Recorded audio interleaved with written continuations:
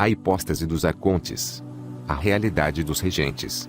A respeito da realidade das autoridades, inspirado pelo Espírito do Pai da Verdade, o grande apóstolo, se referindo às autoridades da escuridão, nos disse que nossa disputa não é contra carne e sangue, mas propriamente, as autoridades do universo e os espíritos da perversidade.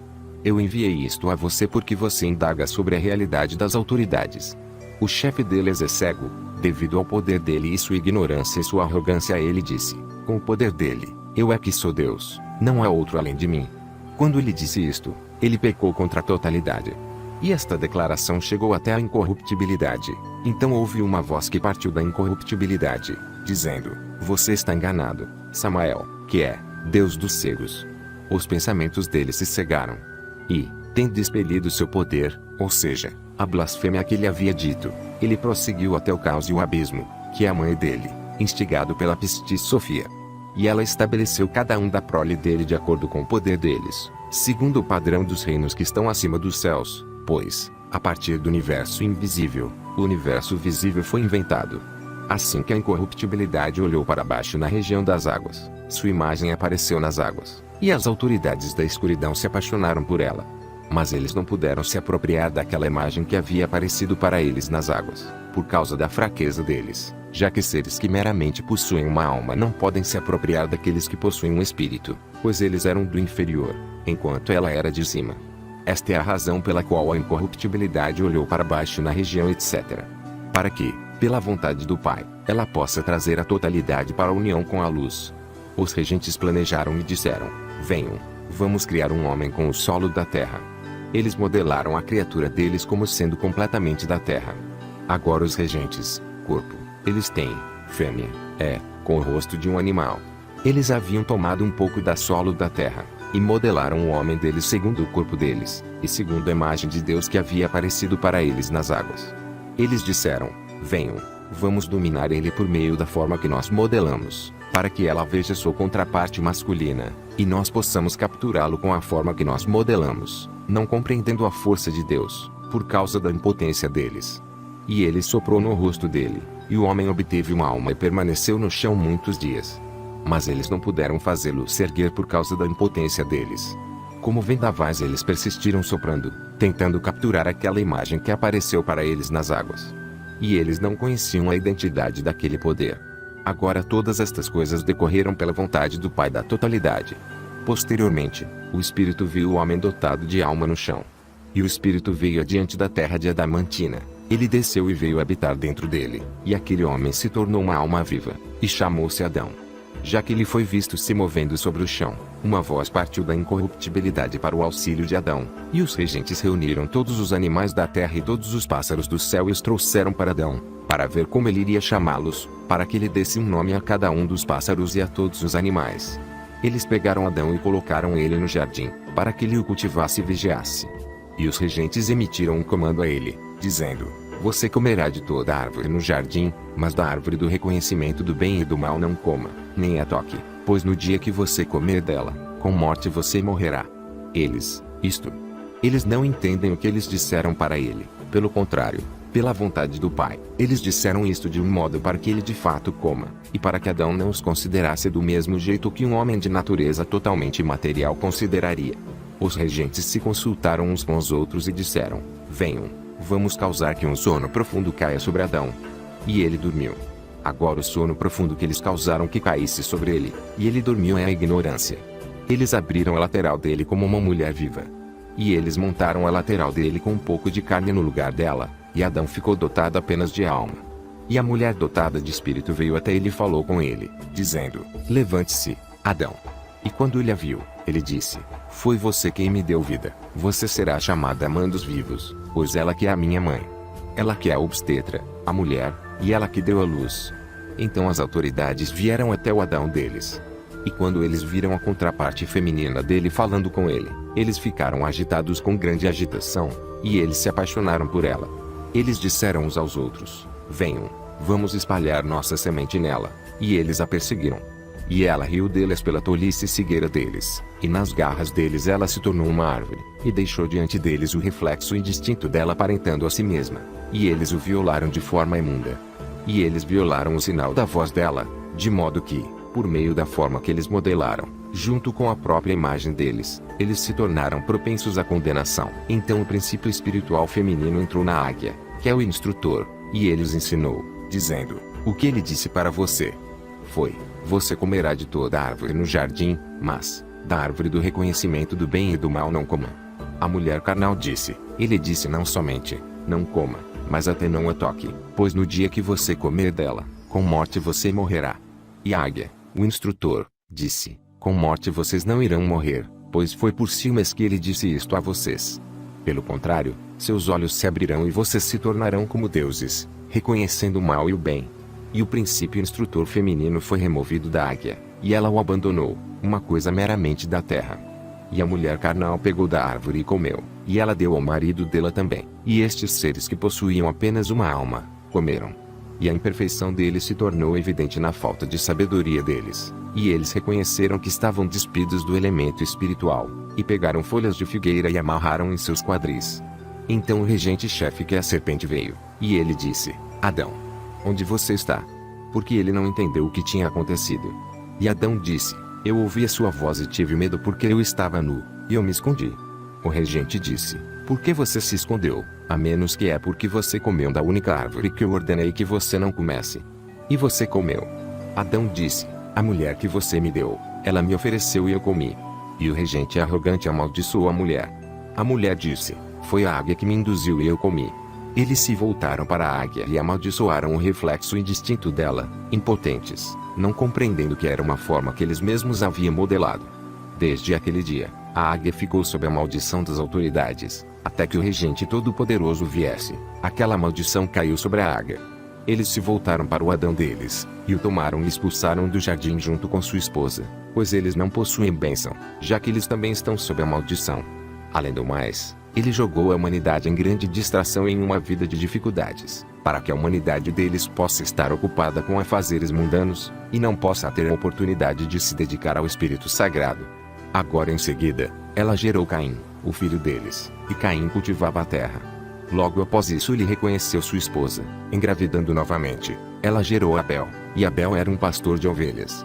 Agora Caim apresentou das colheitas do campo dele, mas Abel apresentou uma oferenda dentre suas ovelhas. Então Sabaote, que é chamado Senhor das Forças, olhou sobre as oferendas votivas de Abel, mas ele não aceitou as oferendas votivas de Caim. E o Caim carnal perseguiu Abel, seu irmão. E Sabaote disse para Caim: onde está Abel, teu irmão?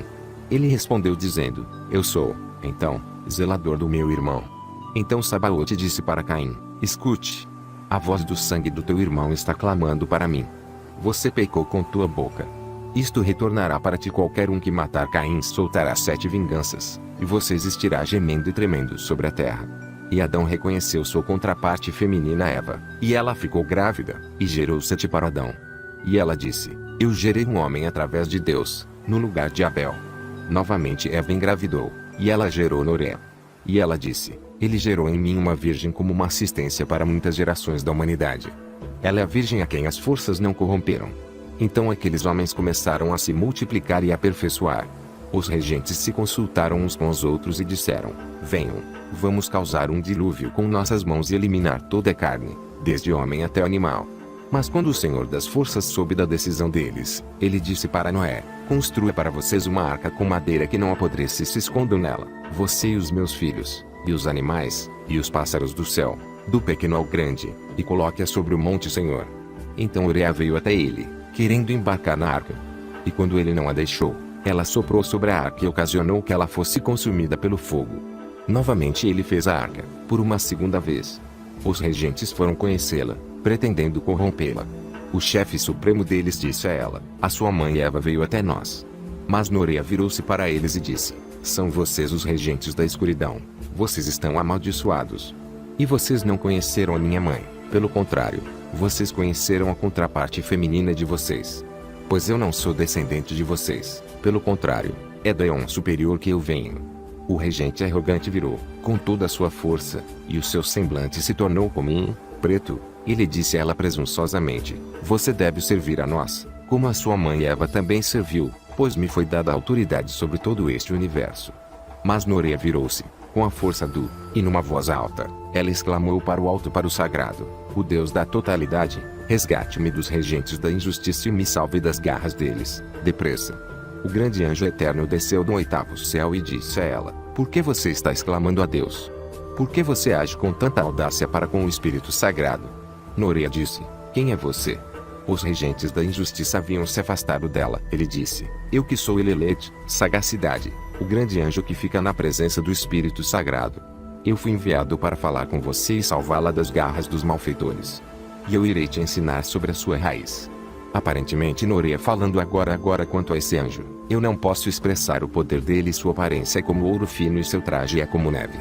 Não, deveras, minha boca não se porta a falar do poder e da aparência do rosto dele. Elelet, o grande anjo, falou comigo. Sou eu, ele disse, que sou compreensão. Eu sou um dos 4 doadores de luz, que ficam na presença do grande Espírito invisível. Você acha que estes regentes têm algum poder sobre você? Nenhum deles pode prevalecer contra a raiz da verdade, pois foi por ela que ele apareceu nos últimos tempos, e estas autoridades serão restringidas. E estas autoridades não podem te corromper nem corromper aquela geração, pois sua residência é na incorruptibilidade, onde o Espírito Virgem habita, que é superior às autoridades do caos e ao universo deles.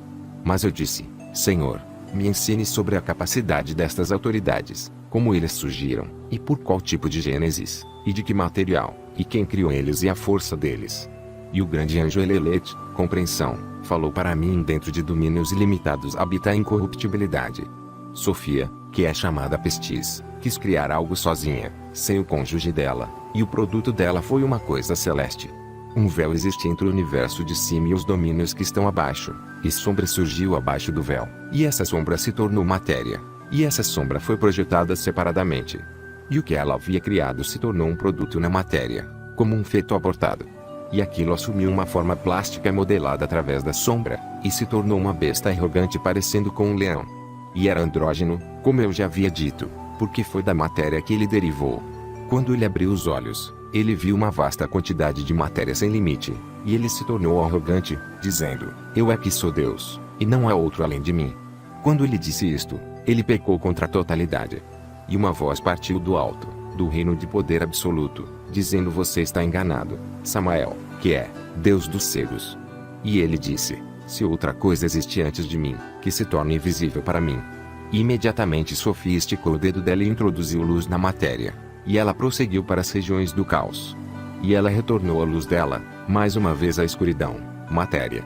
Este regente, sendo andrógeno, criou para si um vasto reino, um tamanho sem limite. E ele contemplou criando filhos de si próprio, e criou para ele mesmo 7 filhos, andrógenos assim como o pai deles. E ele disse à prole dele: eu é que sou o Deus da totalidade. E Zoivida, a filha de Pistis Sofia, exclamou e disse a ele: você está enganado, Saclas, cujo nome alternativo é Aldabaoth. Ela soprou no rosto dele, e a respiração dela se tornou um anjo de fogo para ele, e o anjo prendeu Aldabaoth e o lançou abaixo dentro de Tártaro, abaixo do abismo.